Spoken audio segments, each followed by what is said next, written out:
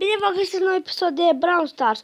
După cum puteți vedea, a sosit și update-ul cel mare, mult așteptat și mult iubit. Să vedem ce s-a adăugat. S-a adăugat gadgeturi. După cum puteți vedea, gadgeturi. Eu nu mi-a picat niciun gadget, dar mi-a picat un Star Power din Megabox-ul free care mi l-a dat. Și după cum puteți vedea, am 13.000 de trofee, 211. Da, și astăzi o să încercăm să jucăm cu Bia. Da, și vreau să vă zic că am cumpărat skin pe Bia. De 30 de gemuri. După cum puteți vedea, Daryl a primit remodel. Acum arată așa și am și skin-ul pe el. Și skin-ul arată așa. E că skin-ul este super mișto. Și ce să vă mai arăt? Da, și am cumpărat skin-ul și pe Bandita Shelly. Așa arată el normal și așa e cu skin-ul. Și se numește Bandita Shelly și am amândouă Star Power pe dânsa.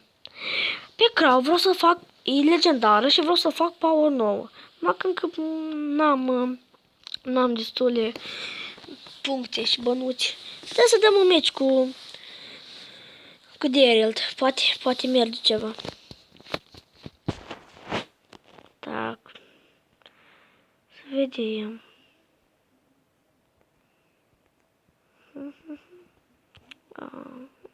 Da. Mi s-a oprit nu știu din ce cauză. Mă tem să mă... Chiar dacă sunt de el, mă tem să mă duc în bușuri. Nu știu de ce. Că mă tem să nu vie vreun bull ori vreo Shelly și mă ucide rip.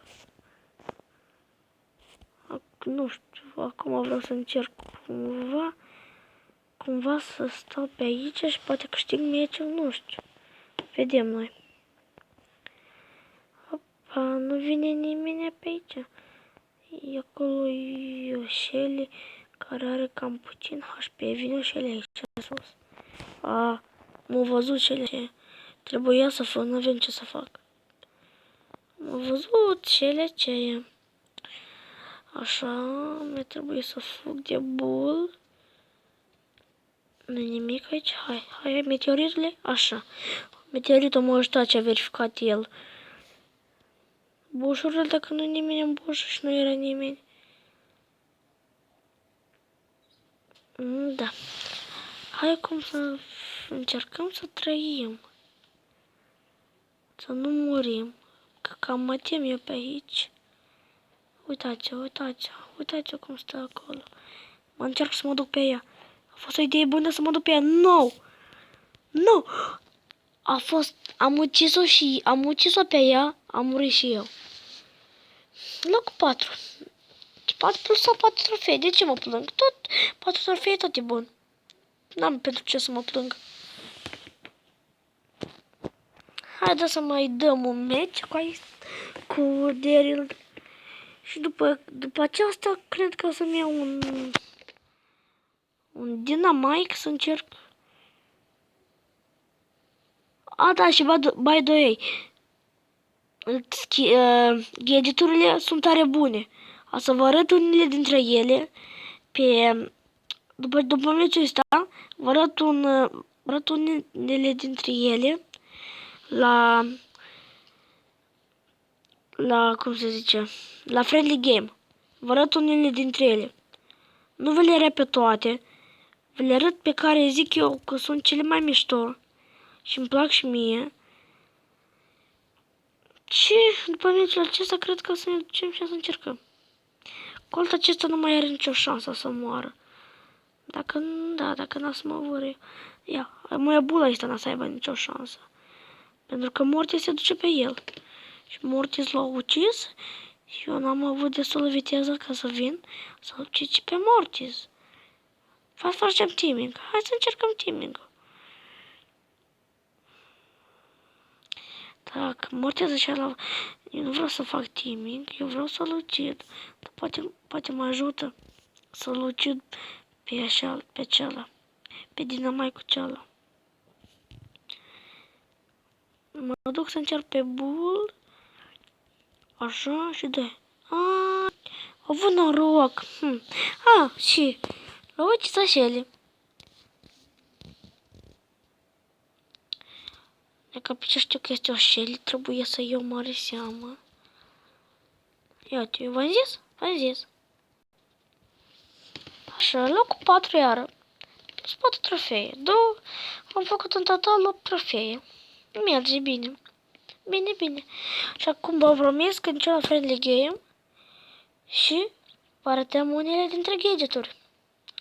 Primul gadget pe care vreau să vă le arăt este pe Dynamite.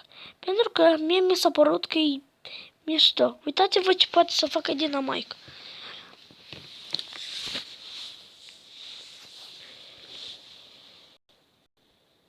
Dynamite poate cu gadgetul lui, când vine un inamic, ori mai mulți, pe lângă el, să încerce să-l omoare, face chestia aceasta. Nu vă pare super? Nu vă pare super? Vă întreb pe voi, poate. Voi aveți altă părere. Uitați. E că mă duc așa. Aceștia sunt boți. Uite, fac așa. Vine acesta. Uitați cât damage poate să dea. Câte 700 pe rachetuță.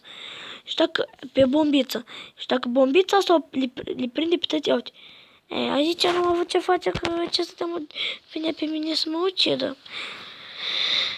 Acum, al doilea dintre ele este pe Crow. Mi s-a părut mișto.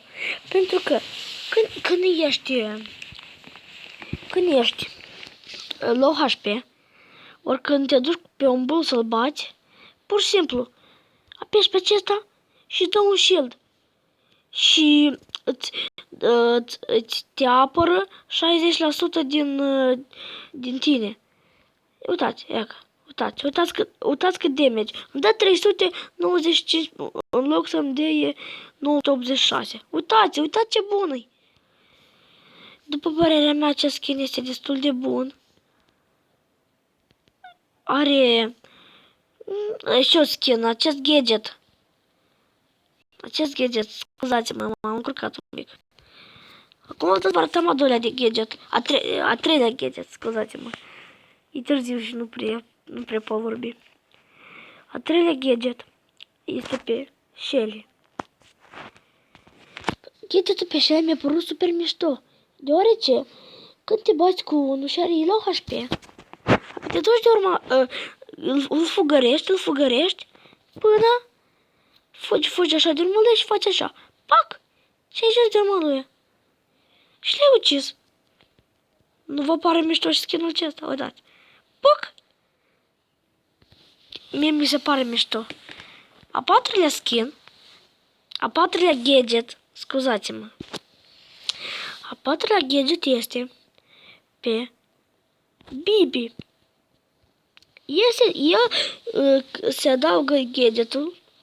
Este când ești low HP cu ea, apeși dă pur și simplu, apeși pe gadget și dă plus 600 heal. Mi-a părut mișto că se poate, uitați. Vă se demonstrez. Vedeți 600. Mi s-a părut mișto gadgetul ăia, pentru că este un brawler destul de bun și are un gadget tot destul de bun. Nu pot zice că e bun sau e rău. Mie mi se pare unul bun. Nu știu, voi scrieți în comentarii dacă vă place ori dacă nu. Acum mă dă să încercăm. Știu că mă bat cu boții acum. Da, erau prea mulți și n-aveam ce să face. 5-a ora, a 6-lea skin este pe Tara. Gadget, scuzați-mă. Este pe Tara. Pentru că când te duci în bușuri, asta vedeți, când te duci în bușuri aici ajută mai mult cu prietenii. Când te duci în bușuri, apeși pe aceasta și toate bușurile le vezi. Toți inamicii, pe toți îi vezi. Pe toți. Uitați ce ați văzut? În bușuri nu era nimic. E ca muia intră aceasta. Și acum își mi-a deactivez. Și vedeți? În bușuri era ce? Mi se pare și acesta un gadget super! Da să vă arăt gadgetul pe Jesse. Gadgetul pe Jesse e destul de normal. După ce îți faci ultimata, ultimata când o pui pe jos, dă stun. Te oprește. Pentru câteva minute. Deci 8 minute, pentru câteva secunde. Pentru câteva secunde, numai când trebuie pe cineva să-mi încarc ultimata. Uitați, vedeți? Numai că trebuie să mă duc pe Piper aceasta să-mi încarc ultimata. Nu vreau să o omor. Dacă vine și aceea... Da, ce să mai faci dacă să încarci ultimata, dacă te mă mor singur. Da, v-am explicat ce are. Haideam acum pe Bia. Bia lasă un fel de turetă care dă slowness pe lângă ea. Acum o să vedeți. E că acum o să vedeți, uitați, vedeți? Se duce merge, vine cineva pe lângă dânsa și pune aceasta pe jos. Și dă slowness, vedeți? Acesta cum s-a făcut mai albastru și mai încetinit. Și puteți să schimbați dintr-o parte în alta. Și aici, vedeți? Vine acesta și o dă slowness, numai că se formă foarte, foarte rapid. Luați seama că acesta se formă foarte rapid. Numai o lovitură și el este format, chiar dacă arată acolo că are 1000 damage. 1000 viață. Nu credeți. Pentru că nu are 1000 viață, are mai puțin. Dă numai un hit cu oricine și poți să zici că da. Al 6-lea ori al 5-lea gadget este pe Ames. După cum puteți vedea, dă damage, cum să zic, nu știu cum să zic. Acum vă arăt. Nu știu cum vă arăt. Acum vă arăt. Uitați, vedeți? Apeși și împinge pe toți. Și plus că îți dă și ție heal. E ca acum o să vedeți. Ia, vedeți? Numai că eu acum nu sunt low HP. Ia, uite, vedeți? Hop! Și îl împinge și dă 500 damage. Dacă vine vreun bull ori de ăștia pe lângă tine, poți să scapi. Super, super easy. Acum, hai să încercăm să-l folosim pe cineva. Pe unde ăsta, pe un... Uite, vedeți? Mi-a folosit taman. Da, dar nu trebuie să ies. Hei, prieteni, ne vom revedea data viitoare. Acest episod cam îl lungim. Vă arăt câteva gadgeturi. Mâine o să vă arăt alte gadgeturi. Și ne vom vedea data viitoare. Pa!